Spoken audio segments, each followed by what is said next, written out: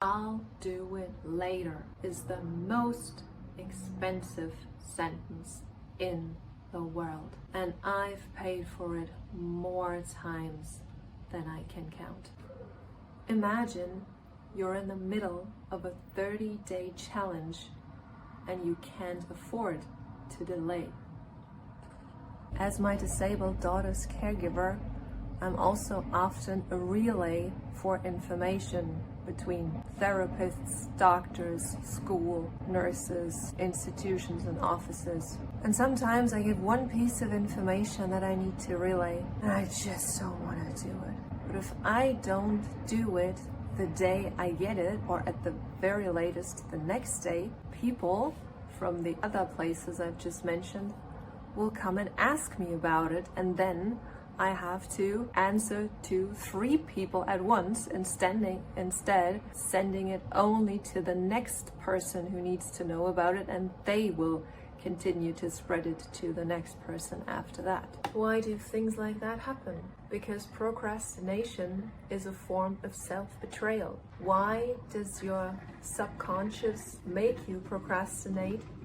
Because it wants to do you something good by preventing you from doing something that stresses you or makes you sad or uncomfortable in any way. And that is a good thing. So the next time you procrastinate, keep that in mind. Your body, your mind, your soul want to do you something good. However, you're still ending up betraying yourself because that good feeling is only in the moment. After a little while, the feeling of procrastinating will make you feel bad.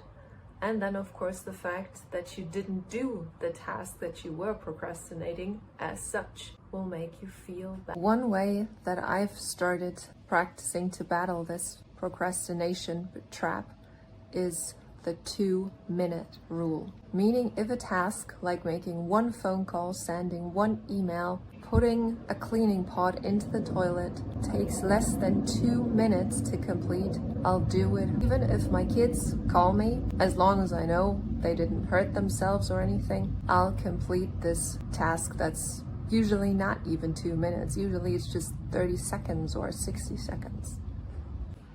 But if procrastination, aka not taking action, is self-betrayal, then what is taking action is self-respect. Think about it. Why do you go to work every morning even though you don't feel like it? Because you know when you go to work you will get money, and you respect that money. So next time you're procrastinating about something, especially if it's something that has to do with yourself and it's one of those things that makes you think, I don't have time for this, or I lack the energy for that, remember, doing this action means you are paying respect to yourself. And if you've been raised to believe and to practice showing respect to everyone and every living being, then you also are obliged to pay respect to yourself. And the most effective way I know to create those moments of self-respect is to create must-do triggers. I give you a few examples from my own life. With these videos I'm making for you, every evening after I've put my kids to bed, I record.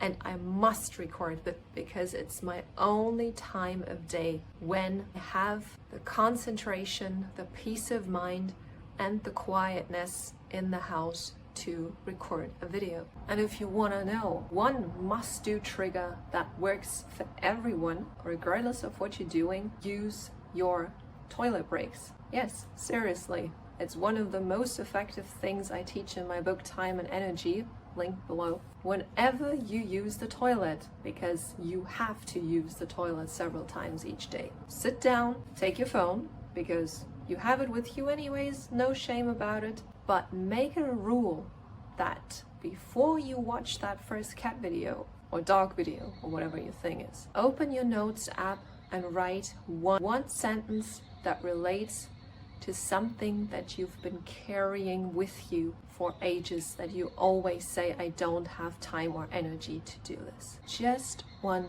sentence. If you want, after that one sentence, you can still watch your cat video. Remember at the beginning of the video, I told you to imagine being in a 30-day challenge and not being able to delay? That's exactly why I've told you all the things that came after this. Because you can't change your life if you keep putting off the actions that create your life. And if you have this feeling of, I want to change my life, but I have no time, no energy, and no idea where to start, I'm here for you. I'm documenting my own change, my own life transformation in real time for you to watch, for you to feel. And if you want more of an action plan, as I've said before, go down below, grab a copy of my book, Time and Energy.